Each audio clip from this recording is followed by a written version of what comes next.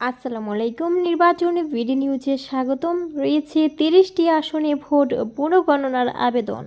জয়ীদের শপথ স্থগিতে আইনি পদক্ষেপ নেবে এবারে জামায়াত। ত্রয়োদশ জাতীয় সংসদ নির্বাচনের 30টি সংসদীয় আসনের ফলাফল স্থগিত রেখে পুনর্গণনার জন্য আবেদন করেছে জামায়াত ইসলামী। পাশাপাশি আসনগুলোতে নির্বাচিত সংসদ সদস্যদের শপথ স্থগিত রাখার জন্য আইনি পদক্ষেপ নেওয়ার উদ্যোগ নিয়েছে দলটি। শনিবার 14 ফেব্রুয়ারি বিকেলে জামায়াতের কেন্দ্রীয় কার্যালয়ে ব্রিফিংয়ে এ কথা জানান দলটির সহকারী secretary general advocate Moazzem Hossain Helal. জামায়াতে বলছে, এ সকল আসনে জামায়াতের নেতৃত্বাধীন 11 দলীয় জোটের প্রার্থীর সঙ্গে বিজয়ী ঘোষণা করা প্রার্থীর ব্যবধান খুবই অল্প, যেখানে ভোটের সর্বোচ্চ ব্যবধান হয়েছে 10,000-এর মতো। আসনগুলোতে তারা জয়ের বার্তা পাচ্ছিল যখন ভোট গণনা চলছিল, কিন্তু শেষ পর্যন্ত তা হয়নি। ভোট পুনরায় গণনা হলে তারা জয় পাবে বলে আশা ব্যক্ত করেন।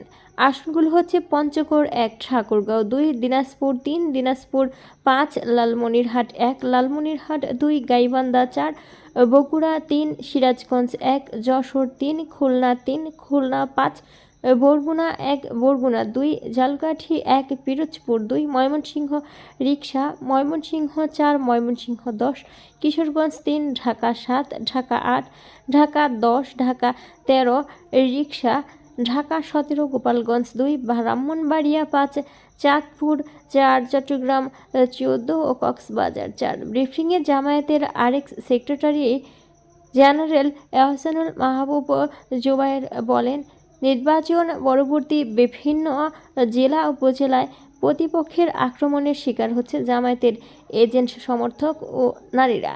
মৃত্যুর ঘটনাও ঘটেছে। তার মতে, ঢাকার কিছু আসনে ফলাফল দিতে অনেক দেরি হয়েছে, আবার কিছু জায়গায় খুব দ্রুত ফলাফল দেওয়া হয়েছে। সেগুলোতে তিনি অনিয়ম অব্যবস্থাপনা দেখছেন।